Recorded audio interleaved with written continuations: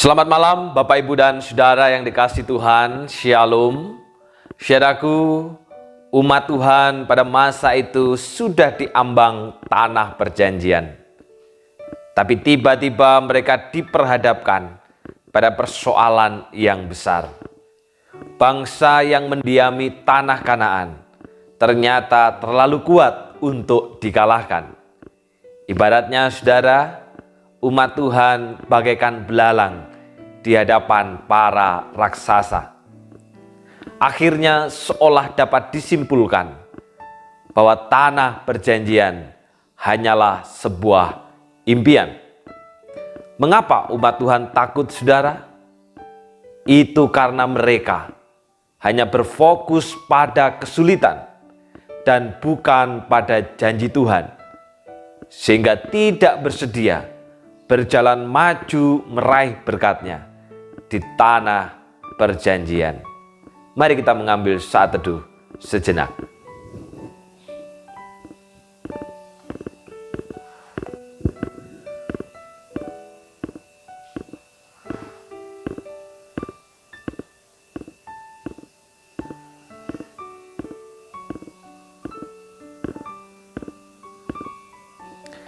Persekutuan doa Rabu pada malam hari ini kita buka di dalam nama Allah Bapa, Allah Putra, dan Allah Roh Kudus. Amin. Saudara, apabila kita memandang kesulitan jauh lebih besar dari pengharapan akan masa depan bersama Tuhan, maka tak setitik kecerahan masa depan menjadi bagian dalam hidup kita. Segala sesuatu dapat terjadi dalam hidup ini. Kesulitan dan pergumulan tak pernah jauh dari kehidupan. Tetapi biarlah perhatian kita pada apa yang ada di depan yang disediakan Tuhan dan terus melangkah bersamanya. Suci, suci, suci. Kita nyanyikan pujian ini.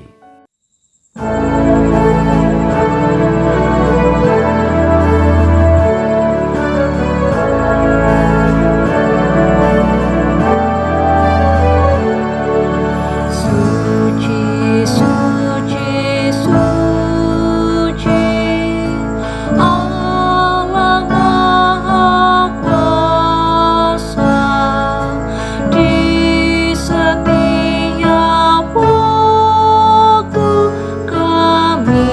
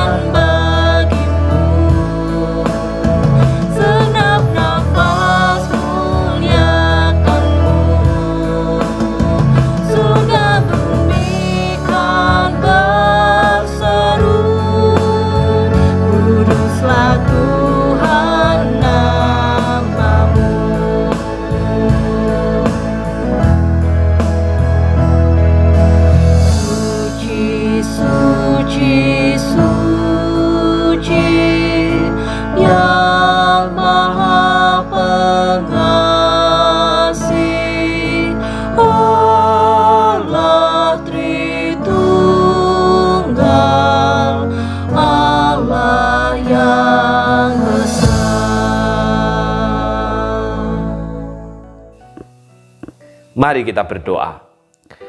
Bapa yang di sorga, tolonglah kami supaya kami dapat mengerti isi hati-Mu, sehingga kami dapat pergi dan memberitakan Injil kepada dunia yang sedang berada dalam kekhawatiran, kecemasan, dan ketakutan. Terangilah hati kami ya Tuhan, supaya kami bukan hanya dapat mendengar firman-Mu dengan telinga kami, tetapi juga belajar mengerti dengan hati dan melakukannya dalam kehidupan ini, sehingga firman-Mu tinggal, diam, bertumbuh, dan berbuah dalam hidup kami. Buah itu dapat dinikmati oleh saudara-saudara kami yang saat ini sedang berada dalam kesendirian, ketakutan, dan kekhawatiran. Lembutkanlah hati kami yang keras, bajaklah hati kami dengan kasih-Mu yang murni, agar kami mampu menerima firman-Mu, sekalipun itu terkadang seperti pisau bermata dua, yang sebenarnya bukan untuk mencelakakan, namun untuk menyembuhkan, bukan untuk menghancurkan, tetapi untuk memulihkan. Kiranya melalui persekutuan doa Rabu pada malam hari ini, kami makin dapat mengerti dan memahami isi hati Tuhan, menyediakan telinga untuk mendengar kata dan hati untuk mengerti suara ilahi. Dalam nama Tuhan Yesus Kristus kami sudah berdoa. Amin. Saudara, laporan ke-12 pengintai sangat tepat karena disertai data yang akurat. Akan tetapi saudara, persoalan muncul karena respon yang berbeda terhadap data dan fakta. 10 orang pengintai memberikan respon tanpa iman, sehingga bukan hanya diliputi kekhawatiran, namun juga data baru yang dipelintirkan. Umat Israel tidak mungkin dapat menaklukkan tanah perjanjian, karena mereka hanyalah bagaikan belalang di hadapan para raksasa. Sebaliknya saudara, Kaleb dan Yosua, walaupun melihat data dan fakta yang sama, namun memiliki respon iman yang berbeda. Mereka percaya bahwa Allah pasti akan memampukan mereka untuk menaklukkan tanah Kanaan. Allahku dahsyat. Kita nyanyikan pujian ini.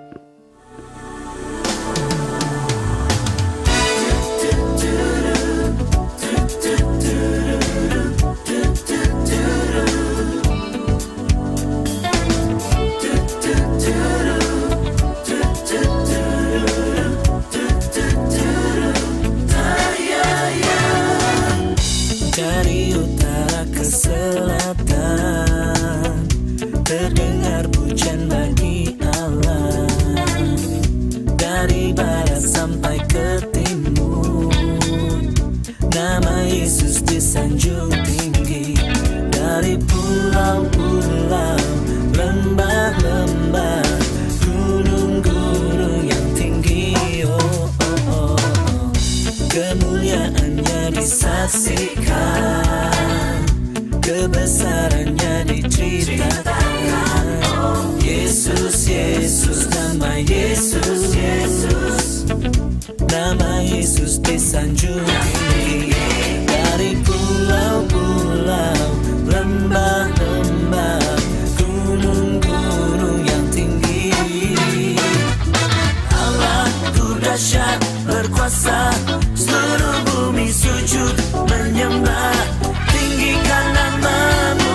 Allahku dahsyat berkuasa, seluruh bumi sujud menyembah, tinggikan nama-Mu.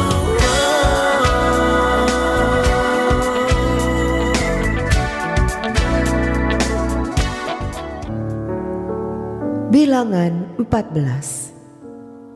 Pemberontakan umat Israel. Lalu segenap umat itu mengeluarkan suara nyaring dan bangsa itu menangis pada malam itu. Bersungut-sungutlah semua orang Israel kepada Musa dan Harun, dan segenap umat itu berkata kepada mereka, "Ah, sekiranya kami mati di tanah Mesir atau di padang gurun ini. Mengapakah Tuhan membawa kami ke negeri ini, supaya kami tewas oleh pedang, dan istri serta anak-anak kami menjadi tawanan? bukankah lebih baik kami pulang ke Mesir?" Dan mereka berkata seorang kepada yang lain, "Baiklah kita mengangkat seorang pemimpin, lalu pulang ke Mesir." Lalu sujudlah Musa dan Harun di depan mata seluruh jemaah Israel yang berkumpul di situ. Tetapi Yosua bin Nun dan Kaleb bin Yefune, yang termasuk orang-orang yang telah mengintai negeri itu, mengoyakkan pakaiannya dan berkata kepada segenap umat Israel,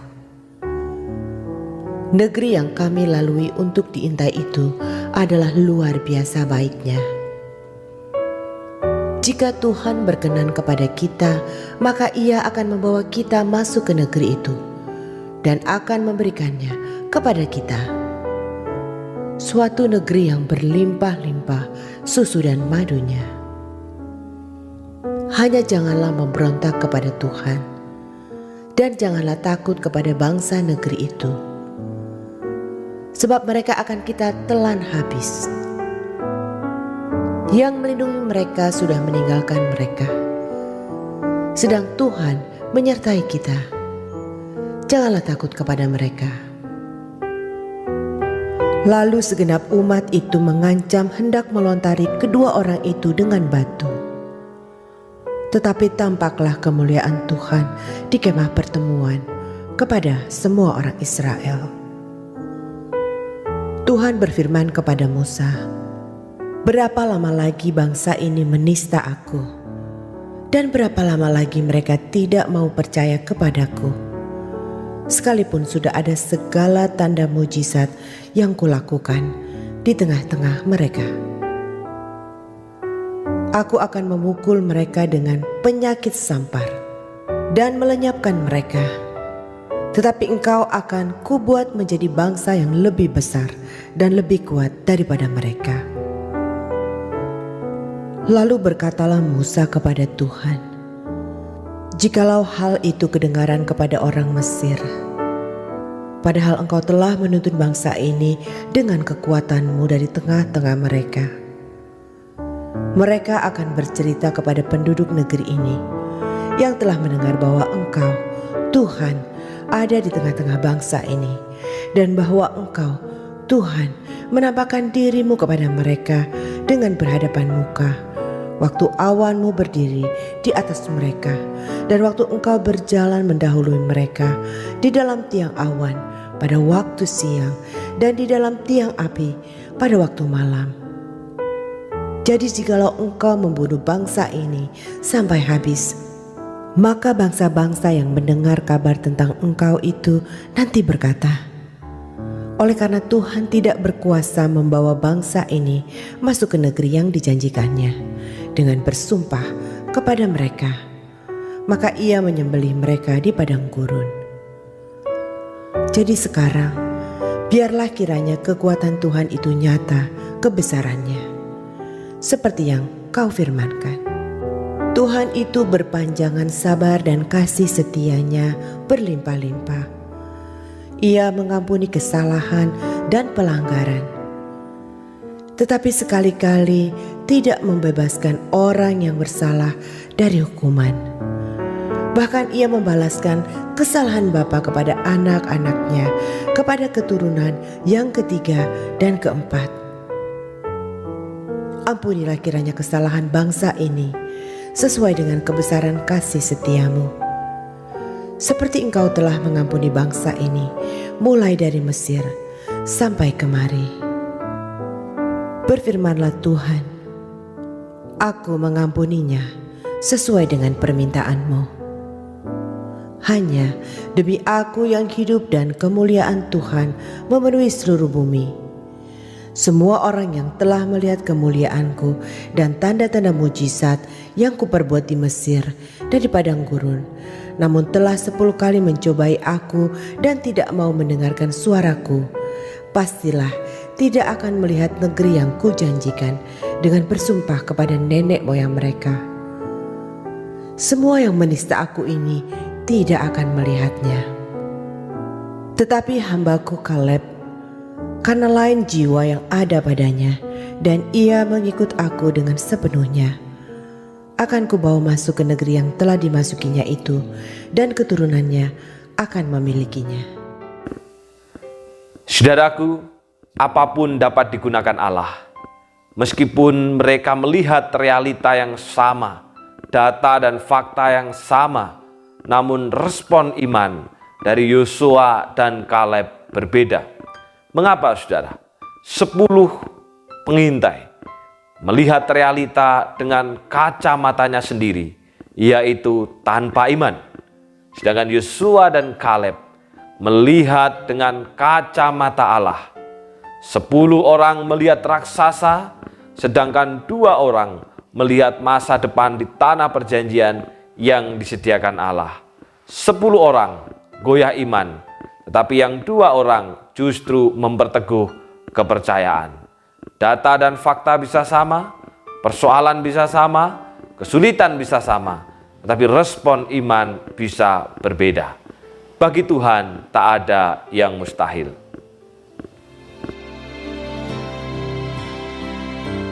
Ku yakin saat kau berfirman,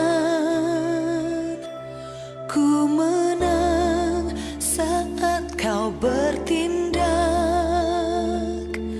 Hidupku hanya ditentukan oleh perkataanmu. Ku aman karena kau menjaga. Ku kuat karena kau menopang. Hidupku hanya ditentukan oleh kuasa-Mu. Bagi Tuhan tak ada yang mustahil. Bagi Tuhan tak ada yang tak mungkin. Mujizatnya disediakan bagiku. Ku diangkat dan dipulihkannya.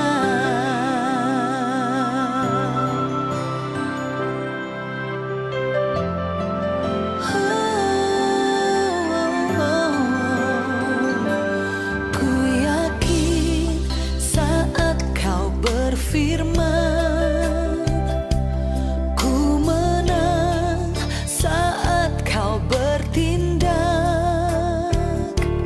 Hidupku hanya ditentukan oleh perkataanmu. Ku aman karena kau menjaga. Ku kuat karena kau menopang. Hidupku hanya ditentukan oleh kuasa-Mu.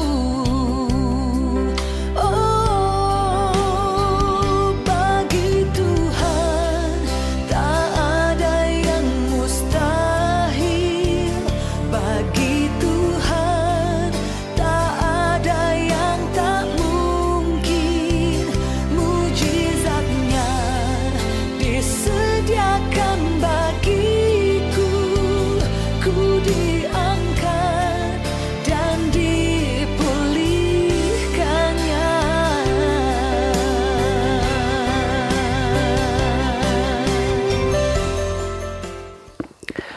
Saudaraku yang dikasihi Tuhan, saya yakin dan percaya kita pasti pernah mendengar istilah move on. Walaupun seringkali kata ini lebih banyak disampaikan oleh anak-anak kita, oleh cucu kita. Tetapi saudara, paling tidak kita pernah mendengar ataupun kita juga pernah membaca kata move on. Saudaraku, kata move on mulai naik daun. Pada waktu dahulu dipakai untuk menggambarkan para selebritas yang putus cinta atau bercerai. Dan mereka tidak ingin berlama-lama tenggelam dalam keterpurukan dan kenestapaan. Karenanya saudara, mereka bangkit dan bergerak melanjutkan kehidupan. Maka itulah yang dinamakan move on. Atau juga saudara, sebuah kamus Macmillan mendefinisikan move on sebagai kembali melanjutkan kehidupan setelah berhasil mengatasi pengalaman yang buruk. Jadi saudara, move on dalam konteks kita pada malam hari ini secara sederhana artinya adalah berpindah dari masa lalu kepada masa depan bersama Tuhan. Mungkin kita punya masa lalu yang buruk, mungkin kita punya masa lalu yang kelam, mungkin kita punya masa lalu yang menyakitkan, kita mungkin punya masa lalu yang berdosa, kita mungkin punya masa lalu yang jauh dari Tuhan.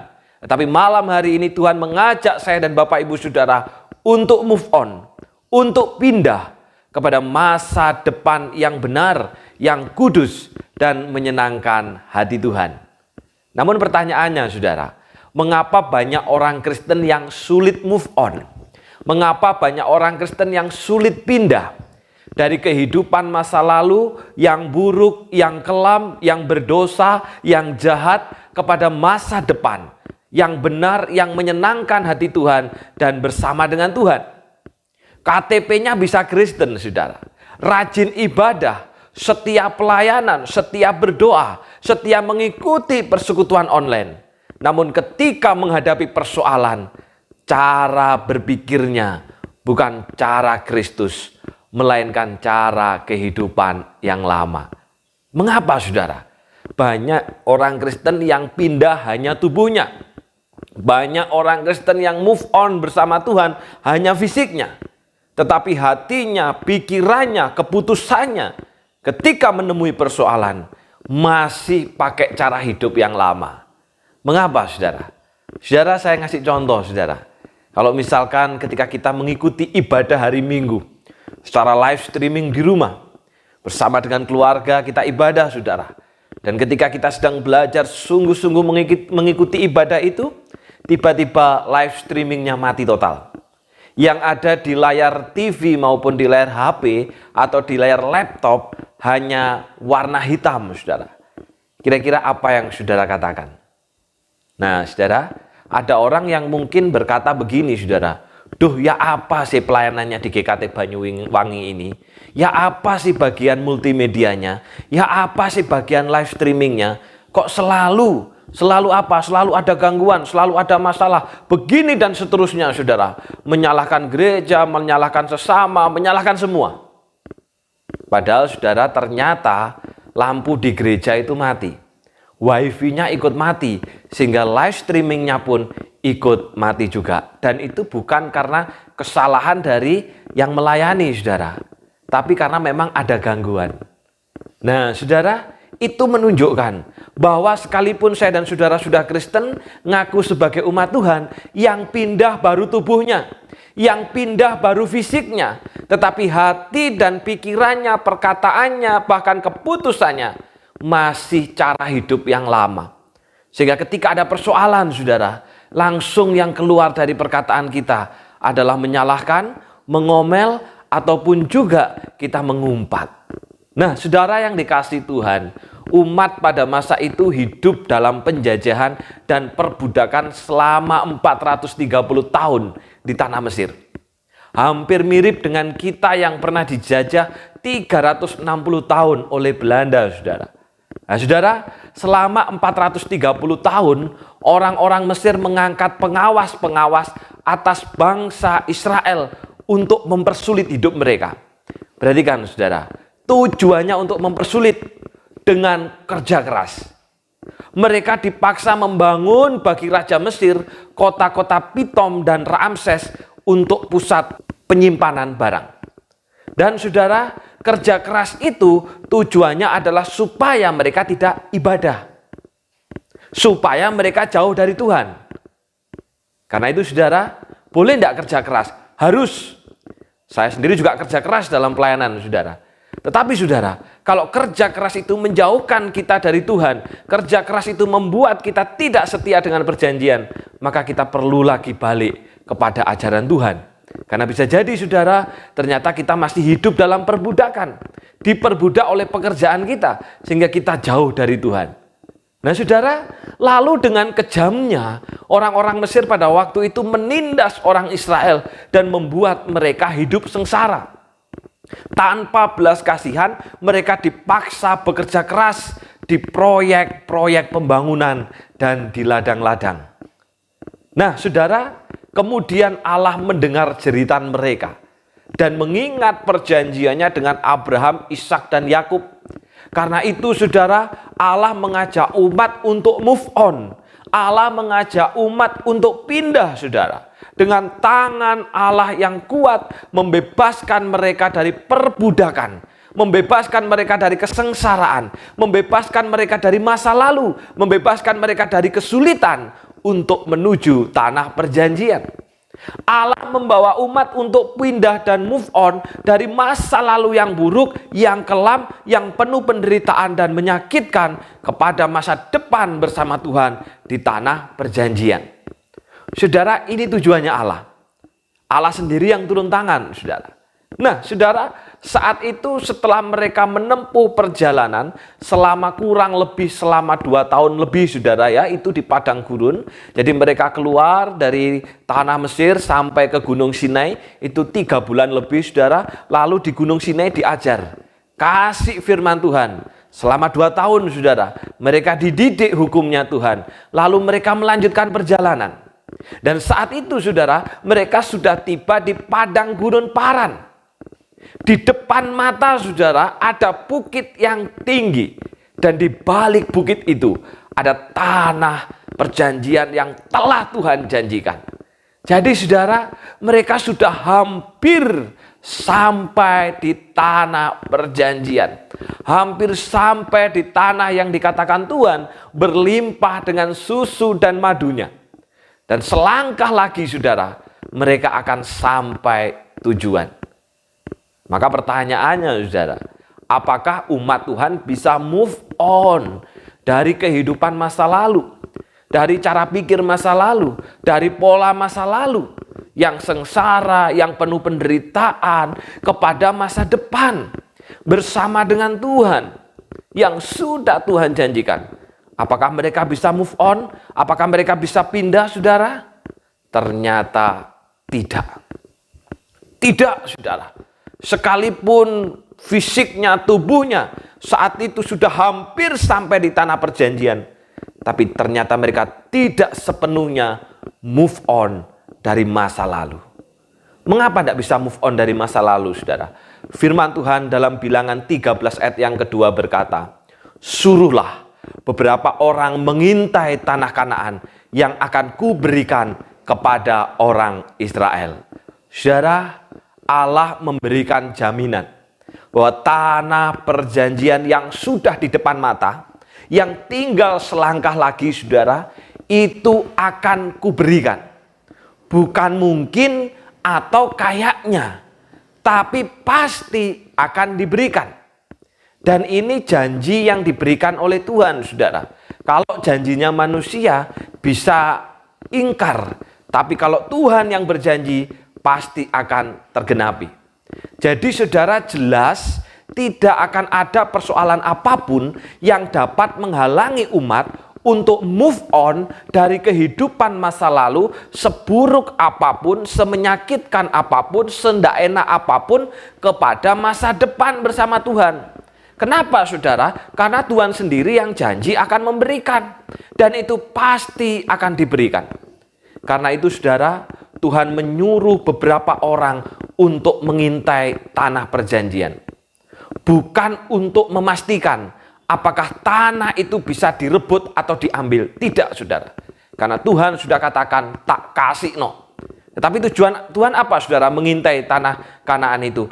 Tujuannya adalah untuk menguji mana umat yang benar-benar percaya kepada janji Tuhan dan mana yang tidak percaya, sekalipun ada di tengah-tengah umat. Karena sekali lagi, tanah perjanjian sudah pasti diberikan. Saudara, para pengintai yang jumlahnya 12 itu, saudara, bukan orang biasa. Salah besar kalau kita berpikir bahwa pengintai ini adalah orang yang pangkatnya rendah. Salah, saudara. Justru mereka ini adalah para pemimpin dari ke-12 suku Israel. Bayangin, saudara, mereka ini kepala sukunya loh. Tiap suku itu ratusan ribu orang. Jadi saudara, track recordnya adalah orang-orang yang hebat, orang-orang yang tangguh, orang-orang yang kuat. Karena pemimpin dari tiap-tiap suku, bukan orang kacangan, saudara. 40 hari lamanya mereka mengintai tanah perjanjian.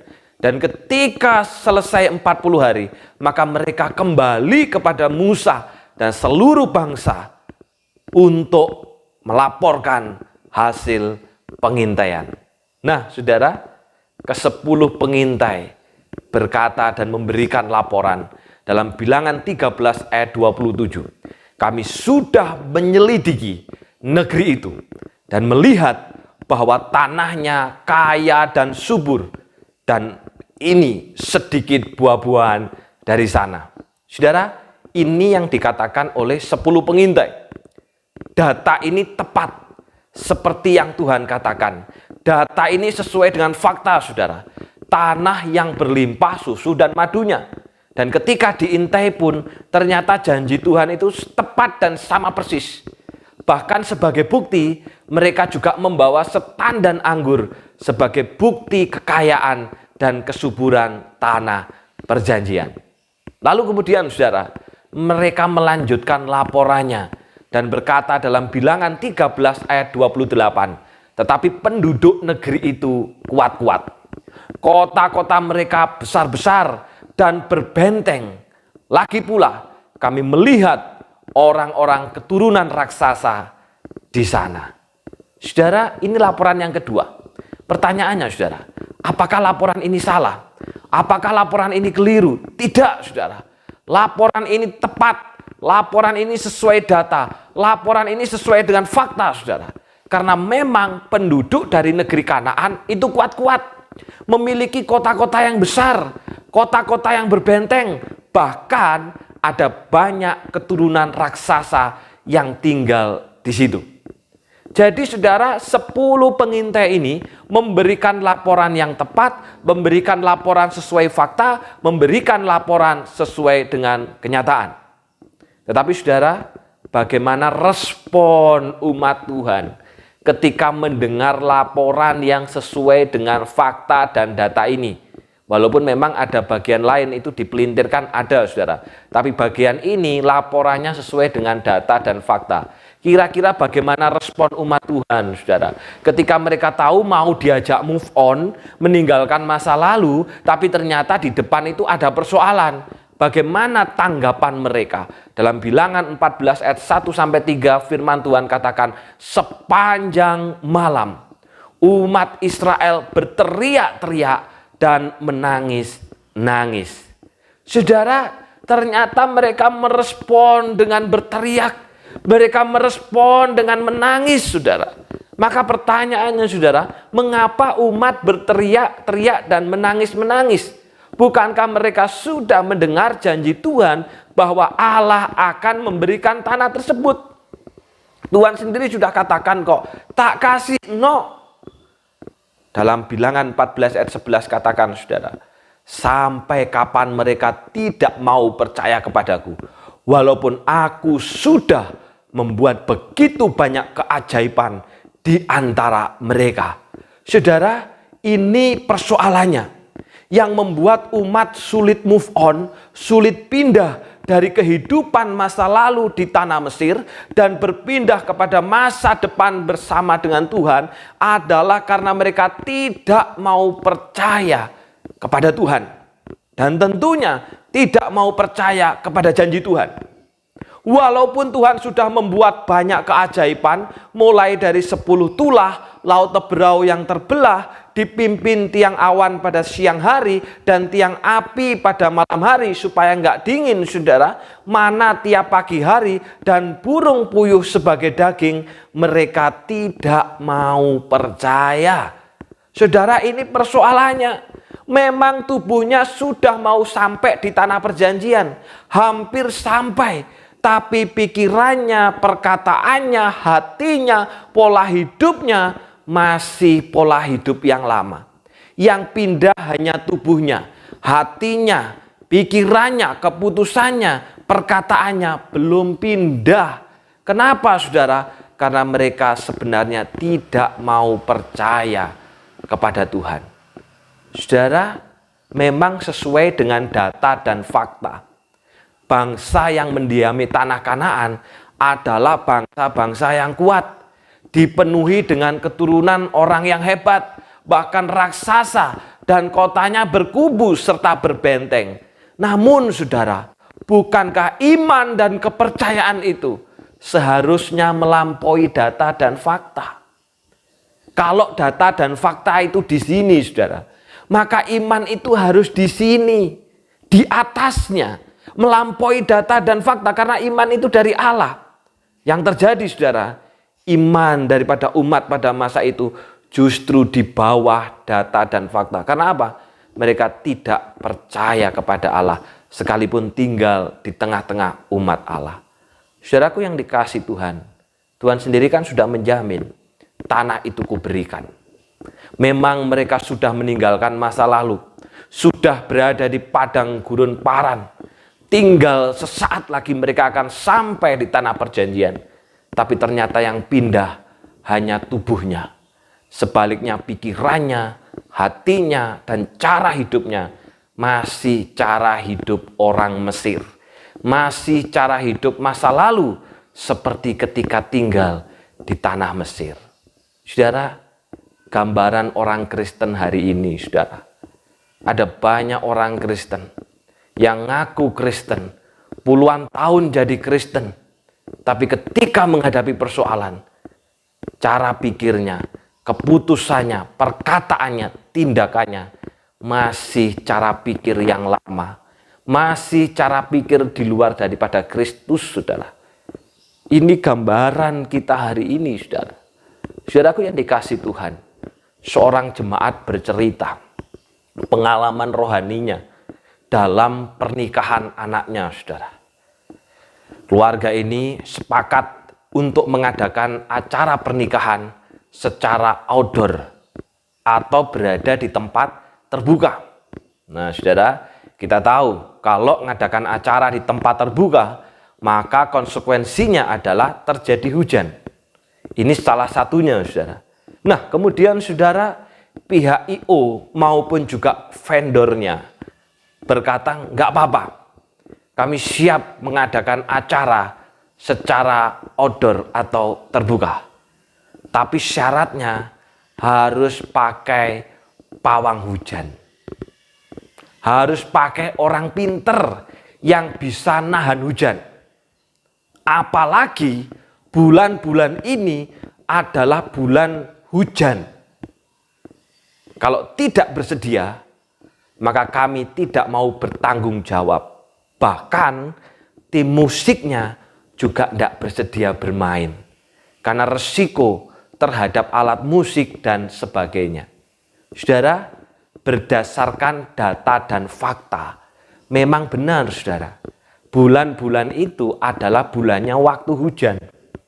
Dan memang juga, saudara, sebelum hari H pelaksanaan pernikahan itu sudah dipenuhi dengan hujan. Jadi, saudara, data dan fakta komplit memang pasti akan ada hujan. Nah, kemudian ditawari supaya pakai pawang hujan. Kalau Bapak Ibu Saudara jadi keluarga ini, kira-kira apa yang saudara lakukan? Kalau nggak mau pakai pawang hujan, I.O. dan vendor tidak mau bertanggung jawab, bahkan pemain musiknya nggak mau main. Tapi kalau pakai pawang hujan, bukankah kita ini orang Kristen?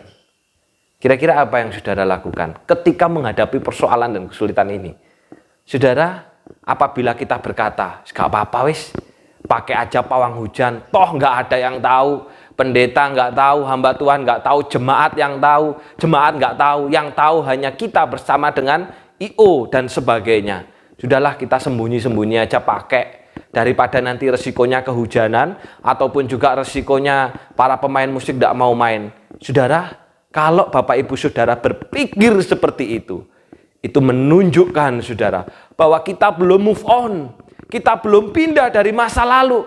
Hanya tubuhnya saja yang Kristen, hanya tubuhnya saja yang ke gereja. Tetapi pikirannya, hatinya, dan keputusannya ternyata masih keputusan di luar daripada Kristus. Keputusan masa lalu, cara hidup yang lama, bahkan menunjukkan sesungguhnya kita tidak percaya kepada Tuhan. Tetapi saya bersyukur saudara, keluarga ini berkata dan berteguh. Mereka apa? Kami tidak mau pakai pawang hujan. Kami tetap mau percaya kepada Tuhan. Kalaupun hujan, kami tetap percaya. Kalaupun pada akhirnya diberikan anugerah tidak hujan, kami pun juga akan terus menaruh kepercayaan. Saudara, saya melihat iman yang luar biasa. Ini orang yang benar-benar sudah move on, saudara. Ini orang yang benar-benar sudah pindah. Bukan hanya tubuhnya yang Kristen, bukan hanya fisiknya yang Kristen, bukan hanya ibadahnya yang hari Minggu, tetapi hatinya, cara pikirnya, pola hidupnya, perkataannya, bahkan keputusannya adalah keputusan Kristus. Saudaraku yang dikasih Tuhan, kalau saya dan Bapak Ibu Saudara bagaimana? Saudaraku, mari kita move on. Mari kita pindah dari masa lalu kepada masa depan bersama dengan Tuhan, saudara. Bukan hanya tubuh kita aja yang Kristen. Bukan hanya fisik kita aja yang Kristen, tapi juga pikiran kita, keputusan kita, hati kita, perkataan kita ketika menghadapi persoalan juga adalah pikiran dan perkataan Kristus. Saudaraku yang dikasih Tuhan, Allah sudah berkata bahwa tanah perjanjian akan kuberikan. Artinya saudara, mereka harus move on. Mereka harus pindah dan terus berjalan dari masa lalu kepada masa depan. Meninggalkan masa lalu dan juga terus mempercayai janji Tuhan. Tapi yang terjadi saudara, mereka tidak mau percaya. Dan ketidakpercayaan itu dinyatakan dalam Bilangan 14 ayat yang kedua. Mereka mengomel kepada Musa dan Harun. Saudara, ketidakpercayaan umat pada masa itu dinyatakan dengan ngomel ketika menghadapi persoalan. Padahal saudara, ketika menghadapi masalah seharusnya mereka berdoa. Nah ini saudara, ini bedanya umat yang benar-benar percaya dan yang tidak percaya. Umat yang benar-benar percaya ketika menghadapi persoalan, dia akan berdoa. Tapi umat yang tidak sungguh-sungguh percaya, sekalipun menghadapi persoalan yang sama, maka dia akan lebih memilih untuk ngomel. Saudaraku, mereka berkata apa? Lebih baik kami mati di Mesir atau di padang gurun ini. Biar kami mati saja. Untuk apa Tuhan membawa kami ke negeri itu? Nanti kami mati dalam peperangan dan istri-istri serta anak-anak kami ditawan. Bukankah lebih baik kami kembali saja ke Mesir? Saudara, ini omelan umat pada masa itu yang tidak percaya kepada janji Tuhan ketika menghadapi persoalan. Ini bedanya umat yang benar-benar percaya kepada Allah dan yang tidak. Sama-sama menghadapi persoalan, bahkan persoalannya juga sama saudara, persoalannya tidak berbeda. Tapi umat yang tidak percaya akan mengomel dan ingin kembali pada masa lalu. Sebaliknya saudara, respon daripada umat yang percaya yang diwakili oleh Kaleb dan Yosua dalam Bilangan 14 ayat 9 dikatakan apa? Janganlah melawan Tuhan dan jangan takut terhadap orang-orang yang tinggal di negeri itu. Saudara, umat yang percaya kepada Allah sekalipun mengalami berbagai persoalan, maka dia tidak akan melawan Tuhan. Ini bedanya umat yang percaya kepada Allah dengan umat yang tidak sungguh-sungguh percaya. Walaupun problemnya sama, tempatnya sama, masalahnya juga sama, saudara. Tapi respon iman atau kepercayaannya berbeda. Umat yang percaya tidak akan pernah melawan Tuhan dan berbalik kepada masa lalu. Sebaliknya, dia akan terus move on, dia akan terus maju, dia akan terus percaya kepada Tuhan. Sebaliknya, umat yang nggak percaya, saudara, dia ngomel, dia menyalahkan Tuhan, dia menyalahkan orang lain, dia menyalahkan diri sendiri, dan dia juga ingin kembali kepada masa lalu. Akibatnya, saudara, sesuai dengan omelan mereka sendiri yang ingin kembali kepada masa lalu atau mati di padang gurun, maka Tuhan dengar omelan itu sehingga semua generasi itu dihukum berputar-putar di padang gurun selama 40 tahun sesuai jumlah mereka, mengintai tanah Kanaan 40 hari, saudara.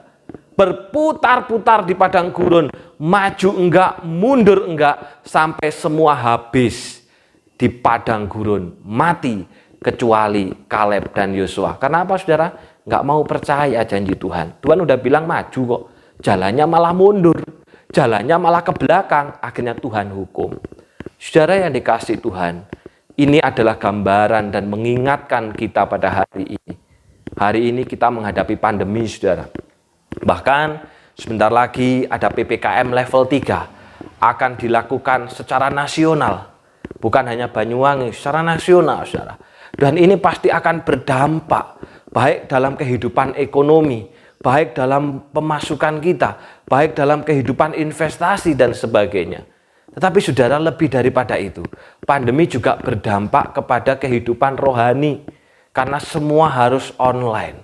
Dan seringkali saudara, dulu saya ingat ketika pertama kali online, ada yang berkata, apa enggak nyaman, enggak enak, enggak kusuk, lebih enak onsite langsung di gereja. Maka pertanyaannya saudara, salah siapa yang salah dengan kondisi yang demikian ini? Dengan kondisi yang tidak menentu ini, siapa yang salah? Saudara, umat yang percaya, dia tidak akan pernah menyalahkan Tuhan. Iya, ini karena Tuhan yang memberikan pandemi. Makanya keadaan kita sulit, keadaan kita susah. Umat yang percaya juga tidak akan pernah menyalahkan orang lain. Iya, ini gara-gara gereja Tuhan mengharuskan ibadah online, pelayanannya nggak enak, nggak kusuk dan sebagainya. Umat yang percaya juga tidak akan menyalahkan dirinya sendiri dan memilih jauh dari Tuhan. Tidak akan. Tapi umat yang percaya, saudara, ketika dia menghadapi persoalan pandemi yang bukan hanya dialami oleh orang Kristen, saya ingatkan saudara, yang bukan hanya dialami oleh orang Kristen, tetapi semua orang mengalami persoalan yang sama bahkan di seluruh dunia, mereka akan berjuang untuk terus-menerus bertumbuh, untuk terus-menerus percaya, untuk terus-menerus maju, saudara, untuk terus-menerus move on. Bukan makin menjauh dari Tuhan, bukan meninggalkan Tuhan, bukan mundur dari Tuhan. Tapi umat yang percaya itu akan makin maju. Karena apa, saudara? Karena kita diminta untuk percaya kepada Allah. Persoalan pandemi bukan cuma kita, saudara. Semua orang. Tapi pertanyaannya, bagaimana respon kita? Karena itu, saudara, pandemi ini menguji hati kita di hadapan Tuhan. Apakah selama ini kita sungguh-sungguh percaya, atau sebaliknya kita tidak pernah percaya. Orang yang percaya, saudara, dia akan maju terus. Dia akan berusaha untuk bertumbuh. Apalagi sekarang sudah mulai ibadah onsite. Tidak ada lagi alasan bagi kita, saudara. Ibadah online gak nyaman, sudah dibuka.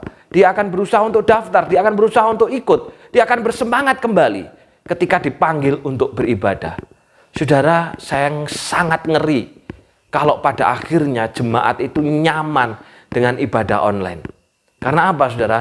Karena online itu kan enak, bisa ditinggal sambil makan, sambil jalan-jalan, sambil kesana kemari, pakaian juga tidak rapi, saudara. Ada yang salah dengan kita, saudara.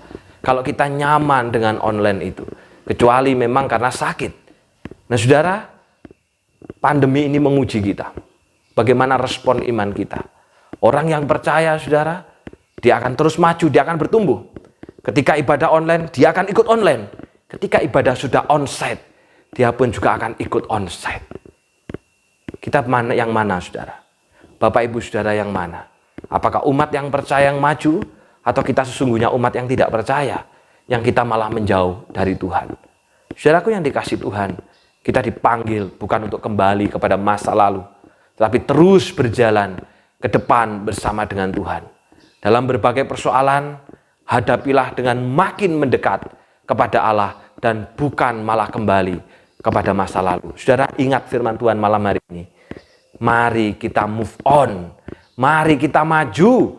Di tengah-tengah segala persoalan yang ada, mari kita terus mendekat kepada Allah.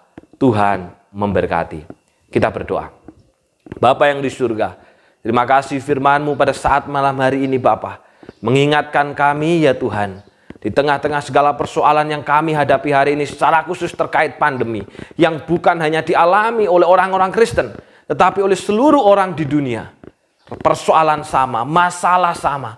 tetapi bagaimana respon iman kami. Itu menunjukkan apakah kami termasuk bagian orang yang percaya atau sesungguhnya kami tidak percaya.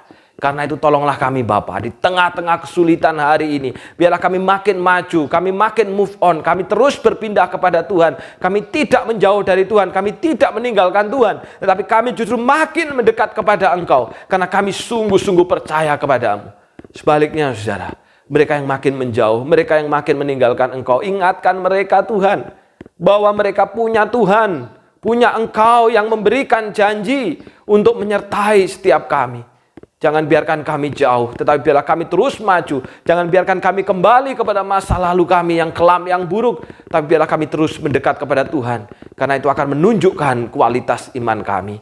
Pimpinlah setiap kami ya Bapa. Seluruh umat-Mu yang pada saat malam hari ini sudah belajar firman Tuhan bersama-sama, supaya kami makin move on dan terus percaya kepada Engkau. Demikian juga hamba-Mu berdoa ya Bapa, untuk sakramen perjamuan kudus yang akan dilaksanakan pada hari Minggu ini. Tuhan tolong baik para pelayan Tuhan, pendeta Hartines, hamba-Mu bersama dengan seluruh penatua yang mempersiapkan pelayanan ini, supaya menyenangkan hati Tuhan. Demikian juga seluruh jemaat ya Bapa, kami semua, supaya kami pun juga tergerak, terpanggil untuk maju, tidak dikuasai oleh kehidupan masa lalu kami.